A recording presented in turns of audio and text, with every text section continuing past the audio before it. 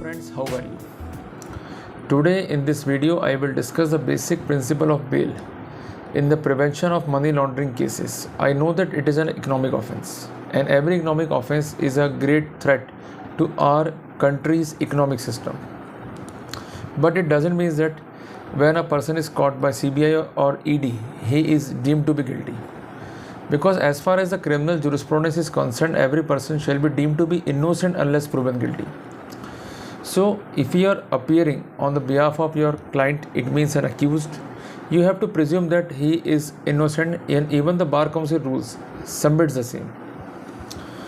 The key point is that whenever a person is booked in a serious criminal offense, specifically under the category of economic offense, it is very much difficult to get the bail. Specifically, as far as the PMLA is concerned, due to the bar of section 45 of the Prevention of Money Laundering Act. But recently, the Punjab and Haryana High Court has laid down certain principles to get the bail in these matters. We have to understand the basic concept, the basic analogy, and have to argue our client's case on this analogy, so that if our client is having the same trouble, or if we are litigant and our relative or any person concerned with us is in confinement since a considerable period of time, and these judgments are quite helpful to us. So we have to understand the basic concept, the basic fiber of law, so that we could easily argue the case and could easily get the remedy from the court of law as per the protocol of law. In the present case at hand, the accused had applied for the bail and had filed the petition under section 439 of CRPC for grant of regular bail. It is concerned with ECI R number JLZO/21/2021 dated 30th of November 2021, in which the said proceeding has been for the offences under section 3 punishable under section 4 of the Prevention of Money Laundering Act, which is also known as PMLA. The concerned ECIR is concerned with District Jalandhar. The learned counsel appearing for the petition has submitted that the petitioner is not involved in a case, and the time of custody is very important, and he has submitted this point also by averting that the accused is in custody since the last 5 months.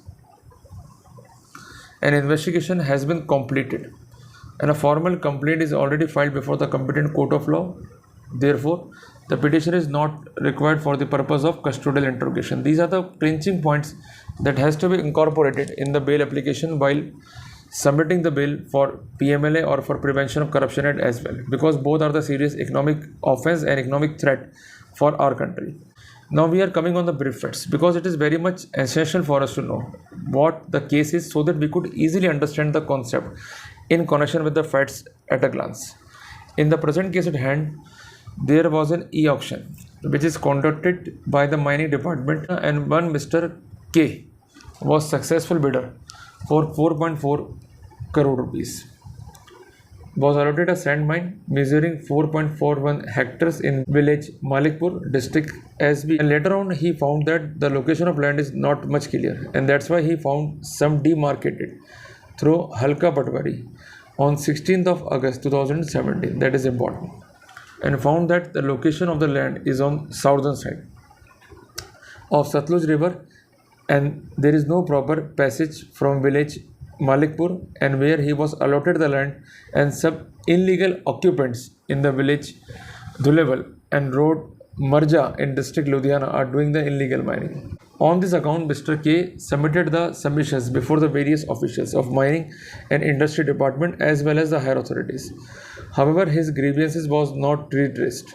On 16th of Feb 2018, General Manager cum Mining Officer District Industry Center, SBS Nagar, Punjab, suspended his mining license. On that, Mr. K filed a civil writ petition before the Honorable High Court, which was disposed of by giving certain direction, and he again filed a second writ petition praying that he may be permitted to surrender the mining site in village Malikpur, as the same is not feasible at this spot. Therefore, he did not perform any work at the said site. By the bare perusal of this fact, it is quite clear that certain land was taken for the purpose of mining and it was not found to be appropriate, and there are certain illegal things which has been reported, but despite of that no action has been taken, and rather than the license of Mr. K has been suspended. He had filed the petition before the concerned High Court, and later on he has filed the petition again with the permission to surrender the mining site license in the village Malikpur, as the same is not feasible at this spot. So these are the basic facts which has been submitted by him at the glance. Now we are moving further. The learned counsel further submitted that later on the FIR number under section 379, 420, 465, 467, 468, 471 of IPC, it was found that several mines have been excavated and illegal mining activities have been carried out at the spot, and several machineries like tipper, trucks, proclaims machine, JCB machine were seized by the department. As per the FIR, the said mine was allotted to Mr. K on a representation given by him that he is not conducting any mining. However, it was found that majority of number allotted to him were on other side of Satluj river in district Ludhiana, and therefore the mining operation was suspended by department itself, and later on the police submitted charge sheet under section 173 subclause 2 of CRPC, and Mr. K was kept in column number 2, whereas Challan was presented against 56 persons. So the another important fact of the case. The learned senior counsel further submitted that thereafter the Directorate of Enforcement, means ED, raided the premises of Mr. K, petitioner Bhupender Singh @Honey, and one Sandeep Kumar in January 2022. From Mr. K, there is no recovery of money. However, a mobile phone was taken into possession. From Mr. Bhupender Singh @Honey, as per allegation, 8 crore rupees approximately was recovered. That is very much important, because whenever you are having the cash at home or at premises and it is recovered, it is very much fatal, because if you are not able to answer the same and it is not subject to any tax liability, it will deem to be a black money. And from Sandeep Kumar, a huge amount was recovered in cash. With regard to this money, it is a case of ED that this amount was given by petitioner to Sandeep Kumar, and it is further submitted that this recovery is effected on 18th of Jan 2022, and that's why the same does not relate to the offence concerned with FIR number 26, which was registered on 7th of March 2018. The learned senior counsel has argued that during the investigation, even Sandeep Kumar has let off by the ED, and the disclosure statement of the petitioner was recorded in the custody that money was recovered from Sandeep Kumar in fact belongs to the petitioner. A total amount, means approximately 10 crore rupees, is shown to be recovered from the petitioner. It was further submitted that the investigation of ED further suggests that there was total 9 partners who had obtained Malikpur sand mines contract along with Mr. K. However, petitioner Bhupender Singh @Honey was not one of the partner in the said firm. That is very important. The learned counsel further argued that in order to connect the petitioner with said offence, ED has recorded the statement of Mr. K.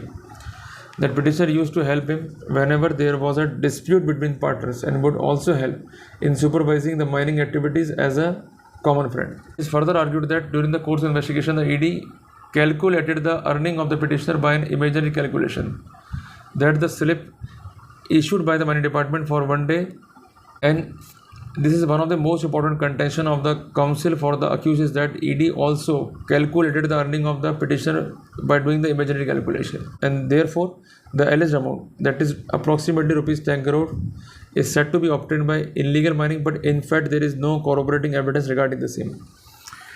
The key point is that there is no recovery effected from Mr. K, to whom the mining license has been allotted. A fictitious figure of rupees 10 crore from the illegal mining has been calculated by ED, and the recovery of said amount cannot be termed to be the proceed of the crime in connection with the FIR number 26, which is registered on 7th of March 2018. It is also submitted that no offence has been committed under section 379, 420, 465, 467, 468, 471 of IPC, and entire allegations are baseless. And apart from that, the 3 slips recovered from 2 drivers at a time of raid conducted was found to be fake by the money department itself, and same is given by Mr. K as per the final report submitted by the police as per section 173 subclause 2 of CRPC, and even the petitioner is not an accused in the said FIR. He submitted that the petitioner is not the accused in the aforesaid FIR. There is no challenge against him. He has been falsely implicated, and there is no appropriate verification of the evidences by ED, and entire case is concocted, and ED has wrongly drawn inference against the accused.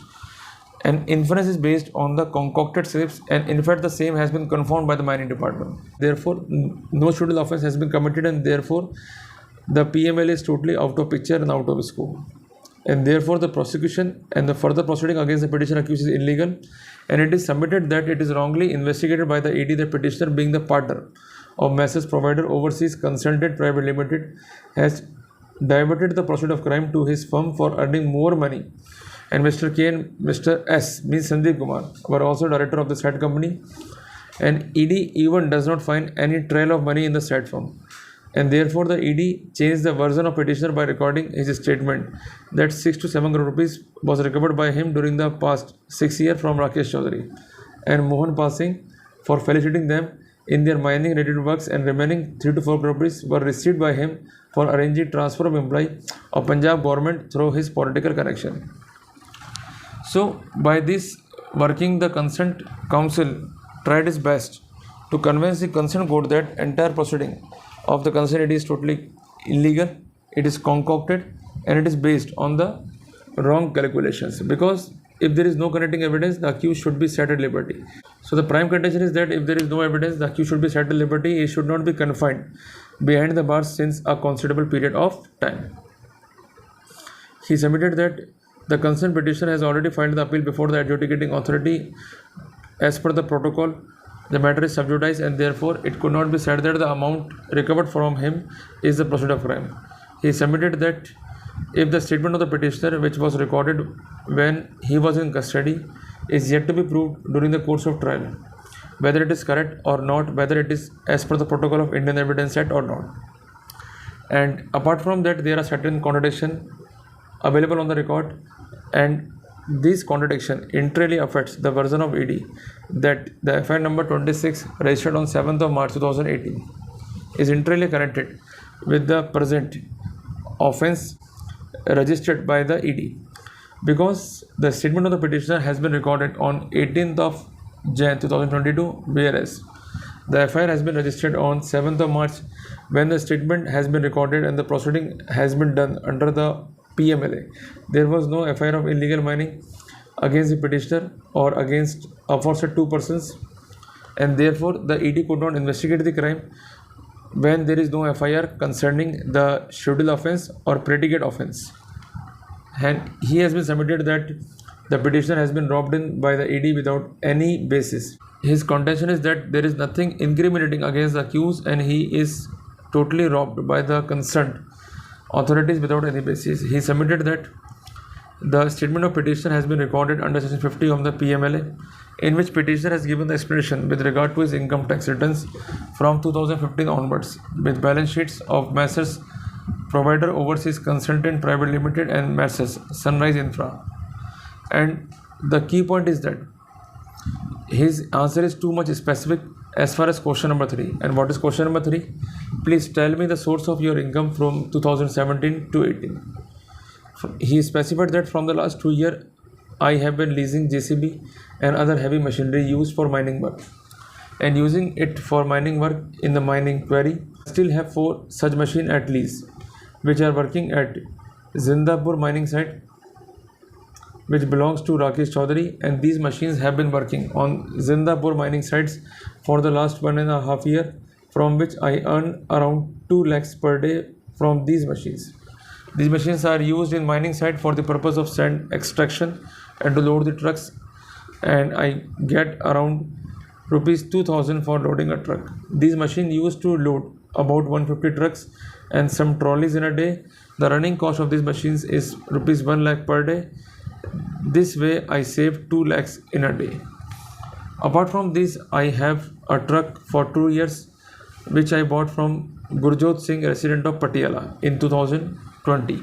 In addition to this truck, I have 9 to 10 truck dippers and 4 to 5 tractors on lease, which are used in transporting material from crusher and mining sites. And in that scenario, I save nearby 1.25 lakhs a day from these trucks. I undertake that I will submit a copy of the agreements of machine, truck, dippers and tractors within 7 days to your office.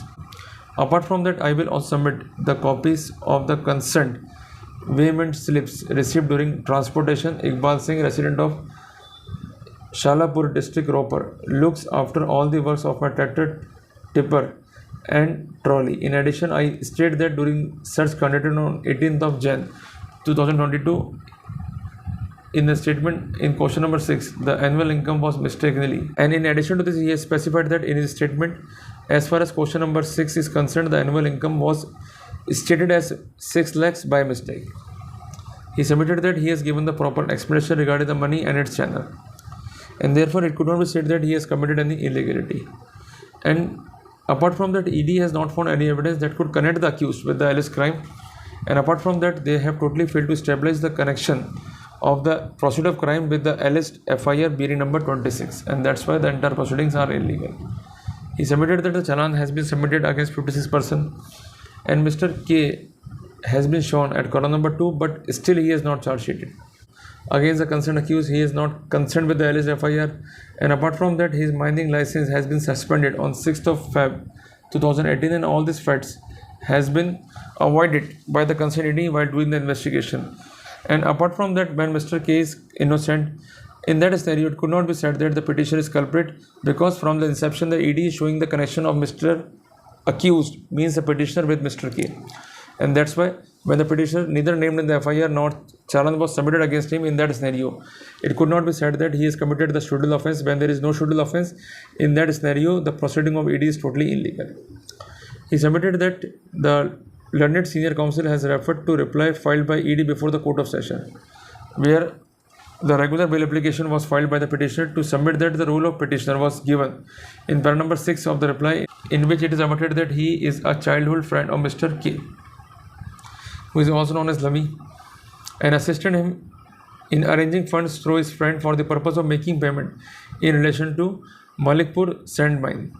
In para number 6.2, it is stated that in the statement dated 4 March 2022, Mr. K stated that petitioner used to supervise the mining operation. In para number 6.3, there is a reference of 3 statements of the petitioner dated 18th of Feb, 9th of Feb and 10th of Feb, wherein the petitioner has stated that he assisted Mr. K in handling mines related work with the concerned government department like mining department roper, and in taking some inputs from police official as well as from officials of mining department regarding the weighment slips. It is further stated that in para number 6.4 that as per a statement dated 21st of Feb of 2022 of Mr. Pinka, means Harminder Singh, he used to communicate with petitioner through WhatsApp and email with regard to Malikpur mining site, and there is a reference to the statement dated 18th of Feb 2022 of Subhash Bhatt that petitioner was looking after the mining affairs of Mr. K, means Lavi. Further, in para number 6.6, there is a reference of recovery effected from 3 residences of petitioner, and it is stated that petitioner could not produce any legitimate source of the alleged cash, and which was much below the income shown in his income tax return from the concerned years. The net conclusion of the investigation is mentioned between para number 6.14 to para number 6.15, and in nutshell, it could be said that therefore, in the view of the above, it is clear to establish that applicant used to assist Mr. K in mining activities at Malikpur mine and used to handle works of Malikpur mining site on behalf of Mr. K, and used to coordinate with various government departments and used to assist in illegal sand mining activities by obtaining earlier red alerts. Applicant was found to be in possession of fake weighment slips pertaining to Malikpur mining site and was in possession of illegitimate cash suspected to be the proceed of crime which is related to the illegal mining activity in connection with the scheduled offence. Thus, the applicant is involved as per the provision of Section 3 and Section 4 of Prevention of Money Laundering Act. The learned senior counsel has referred to the judgment of Honorable Supreme Court in P. Chidambaram versus Directorate of Enforcement to submit that the Honorable Supreme Court, while granting the bail to the accused in a case booked by the ET, had observed that the cumulative perusal of judgment cited on the either side, including the one rendered by the constitutional bench of this court, it could be submitted that the basic jurisprudence relating to bail remains the same. The bail is rule and the jail is exception. However, while considering the gravity of the offence is an aspect which is required to be kept in mind by the court, the gravity for the said purpose will have to be gathered from the facts and circumstances arising in each case, keeping in view of consequences that would befall on society in the case of financial irregularities, it has been held that even economic offences would fall under the category of grave offence. In such circumstances, while considering the bail applications, the court have to deal with the same in a sensitive manner regarding to the nature of allegation made against the accused. One of the circumstances to consider the gravity of the offence is also the term of sentence that is prescribed for the offence the accused is alleged to have committed, which is in addition to the triple test would normally be applied. In that regard, what is to be kept in the mind is that even if allegation is of grave economic offence, it is not the rule that bail should be denied or it should not be granted. And while deciding the bail application, the court should keep in the mind the gravity of offence, means the quantum of punishment and the sustaining evidence available on the record to prove the alleged case. And apart from that, if the bail is refused in this matter in the routine manner, it will amount the violation of the basic principle that has been propounded by Honorable Supreme Court from time to time. And ultimately, the constitution will have to be case-to-case basis on the facts involved and what are the possibility to secure the presence of accused to stand trial, because it is usually seen that whenever bail is given, the accused usually flee away. He tried his best to leave the India. In the above circumstances, it is clear that after conducting the triple test in favor of appellant, the learned judge of High Court was certainly justified in adverting to the issue relating to the gravity of offence. However, we disapprove the manner in which conclusions are recorded in para number 57 to 62, wherein the observations are reflected to be in the nature of finding related to the alleged offence. The learned serious counsel for the appellant, with specific reference to certain observation contained in the above, has pointed out certain thing in favor of the concerned accused applicant. The learned Solicitor General has opposed the bail application, and as per him, the bail should not be granted. He in the last submitted that he is not maintaining a good health, he is suffering from heart problems, and that's why long confinement which prejudice his health. So health issue is one of the most important ground to get or to seek the bail in the offence under PMLA. The learned counsel appearing for the respondent has filed custody certificate accordingly. The petitioner is judicial custody since the last 4 months or 18 days, and this fact is on the record that the petitioner is in the custody since the last 5 months approximately. And the primary key is that the court has to examine what is proceed of crime. The proceed of crime is any property derived or obtained directly or indirectly by any person as a result of criminal activity relating to the scheduled offence, or the value of such property, or where such property is taken or held outside the country than the property equivalent in value held within the territory of India. So, the learned counsel for the ED has further argued that as per the provision of section 45 of the PMLA, no person accused of an offence under the PMLA shall be released on bail on his own bond unless the public prosecutor must be given the opportunity of being heard. And where the public prosecutor opposes bail application, the court is satisfied that there is a ground to believe that he has committed the offence, and there is likelihood that he will commit the offence if enlarged on bail. In that scenario, he is not entitled to get the bail. He submitted that PMLA is a standalone offence, and a person need not necessarily be booked of scheduled offence, even can be prosecuted under section 5 and 8 of the PMLA if he is found to be possession of proceed of crime. In reply, he has submitted that as per the custody certificate, the petitioner is the first offender, and he is in substantive judicial custody since the last 5 months, and there is nothing pending against him as far as the investigation is concerned, and no recovery has to be made. After hearing the concerned parties, the court accorded the following reasons. The primary objection raised by the concerned counsel for the ED is that the petitioner does not qualify the triple test as laid down in section 45 of the PMLA Act, and therefore he is not entitled to get the bail plea. Set 3 conditions laid down in section 45 are that the public prosecutor should be given the opportunity of hearing, number 1, which is given in the case. Number 2, if the public prosecutor opposes the application, a reasoned order to be passed that the person is not guilty of offence or he is not likely to commit the offence while be on the bail. And thirdly, in addition to the provision of PMLA, the provision of CRPC regarding grant of bail shall apply. As far as section 45 of the Consent Act is concerned, it is totally similar to section 35 of the NDPS Act, wherein the court, while granting the bail, has to form an opinion. In case under the NDPS Act, it is easy for the accused who has been released on bail to repeat the offence. However, in the case of PMLA, like the present case, it is not easier for the accused to commit the offence again. And apart from that, it is admitted case of ED that after registration of the aforesaid FIR, a complaint has been filed in the year of 2022. It means after a period of 4 years. And in the intervening period, there was no further complaint or FIR regarding the illegal mining against the petitioner, and apart from that there is nothing on the record to say he is a habitual offender. And apart from that, the proceeding has been initiated much prior to the issuance of the FIR. The accused has not been named in the charge sheet, which has been filed as per section 173 subclause 2 of CRPC. And as per the investigation of ED, the petitioner was helping Mr. K, who is having the mining license, in his mining work, but there is no direct allegation or connection that he was looking into the finance of Mr. K. Therefore, the court is convinced that the petitioner qualified the triple test laid down in section 45 of the Act. And inter alia court, while considering all the facts and circumstances, enlarged the accused on bail. So friends, by these facts, it is quite clear that whenever we are going to apply for the bail, we must be clear on 4 points. Number 1, the medical issue. Number 2, the facts. Number 3, the proper explanation of the allegation against us. And number 4, the long-term custody. These are the 4 important criteria. If duly followed, duly pleaded, in that scenario, there is a great chance to get the bail from the concerned court. So friends, for such type of update, please follow and like my page.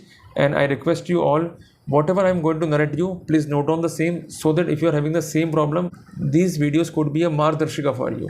So do not be disappointed, just fight for your rights and definitely we will win. Friends, see you in the next video. Till then, Jai Hind, Jai Bharat.